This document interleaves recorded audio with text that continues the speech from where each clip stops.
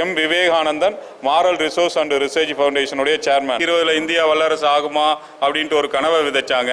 அந்த கனவை அறுவடை செய்யக்கூடிய ஒரு காலத்துக்காக 2020க்குள்ளார இந்தியா வல்லரசுக்கான திட்டங்களை இன்னைக்கு மாரல் ரிசோர்ஸ் அண்ட் ரிசர்ச் ஃபவுண்டேஷனும் doctor APJ Abdul Kalam international foundation Kalam குடும்பத்தாரும் முன்னெடுத்து இன்னைக்கு தமிழ்நாடு முழுக்க பயணிச்சுக்கிட்டு இருக்கோம். அதை தாண்டி இந்தியா முழுக்க நம்மளுடைய பயணங்களும் அது ஒரு பக்கம் எங்களுடைய கலாம் ஃபவுண்டேஷன் சார்பாகவும் செயல்பட்டுக்கிட்டு இருக்கோம். அந்த வகையில் இன்னைக்கு பாரத் யூனிவர்சிட்டியினுடைய பயணமும் இன்னைக்கு விண்ணில் சாதனை படுத்தியிருக்காங்க. அப்போ மாரல் ரிசோர்ஸ் அண்ட் ரிசர்ச் ஃபவுண்டேஷனும் டாக்டர் ஏபிஜே அப்துல் கலாம் ஃபவுண்டேஷனும் தமிழ்நாட்டினுடைய தற்போதைய சூழல், இயற்கை சீரழிவு, நீர்நிலைகளுடைய பற்றாக்குறை, இந்த காடுகள், வனங்கள், மரங்கள் அழிக்கப்படுவதை கண்டித்து அதனுடைய வேதனைகளோட உச்சத்துக்கு போய் தான் சரி இதையெல்லாம் எப்படி பாதுகாக்க முடியும், இதற்கு மாற்று நடவடிக்கை என்ன அப்படின்னு பார்க்கும்போது இந்த புவி வெப்பமயமாதலை தடுப்பதற்கு ஆராய்வதற்காகத்தான் உலகத்திலேயே மிக சிறிய 53 கிராம் எடை கொண்ட 2 ஸ்டாட்லைட் கியூப்ஸ் நாங்கள் விண்வெளி ஆராய்ச்சி நாசாவுக்கு சென்ற மாதம் 20ஆம் தேதி நாசா விண்ணில் செலுத்தியது. அது வெற்றிகரமாக அங்கே பண்ணி அதனுடைய சாதனையினுடைய சான்றிதழ், பாராட்டு சான்றிதழ் அங்கே வெற்றிகரமாக செயல்பட்டதனுடைய அனைத்து அறிக்கைகளையும் எங்களுக்கு நாசா எங்களுக்கு கொடுத்துட்டாங்க. கொடுத்ததுக்கப்புறம் மதுரை மாவட்டத்திற்குன்னு ஒரு பாரம்பரியம் உண்டு. தமிழகத்திலே இந்தியாவிலேயே சொல்வதற்கென்றால் முதல் தோன்றிய ஒரு நகரமான மதுரை மாநகரத்தில் எனக்கு உறவு சார்ந்த இந்த மதுரை மண்ணில் இந்த பத்திரிகை செய்தி அன்னைக்கு வெளியிடுறதுக்காக இருந்து இன்னைக்கு இந்த செய்தியை விட்டுருக்கோம்.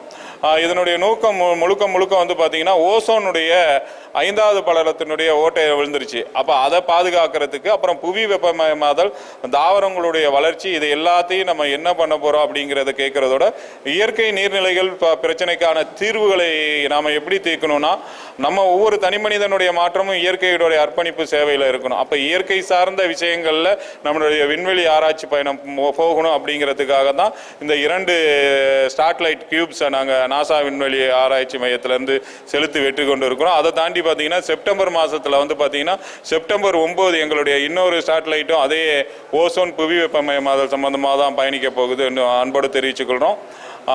மாறுவோம், மாற்றி அமைப்போம், இயற்கையை காப்பதற்கான முழுமையான அர்ப்பணிப்பு பணியை தான் எங்களுடைய பயணம் விண்வெளி ஆராய்ச்சி பயணத்தில் நாங்கள் கொண்டுகிட்டு போயிட்டு இருக்கோம்.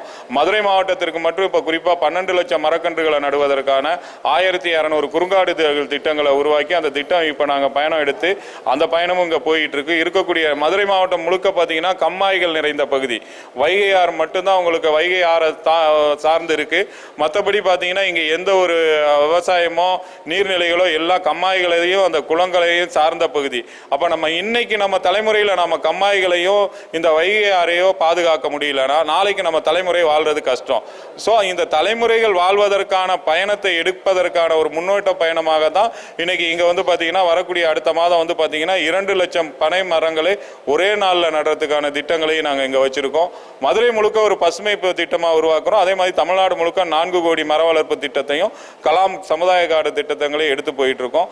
அந்த இயற்கைக்கு பங்களிக்கக்கூடிய பாதுகாக்க வகையில தான் இப்ப இந்த நாசா விண்வெளியில வந்து கலாம் ஹிஸ்டாரிக்கல் கியூப் என்று சொல்லக்கூடிய 2 ஸ்டேட்லைட் கியூபுகள் இன்றைக்கு விண்வெளியில் வெற்றிகரமாக பறந்து சாதனை படைத்து தமிழனுடைய பெருமையை உருவாக்கி இருக்குன்னு சொல்லி அன்போடு விடைபெறுகிறேன்.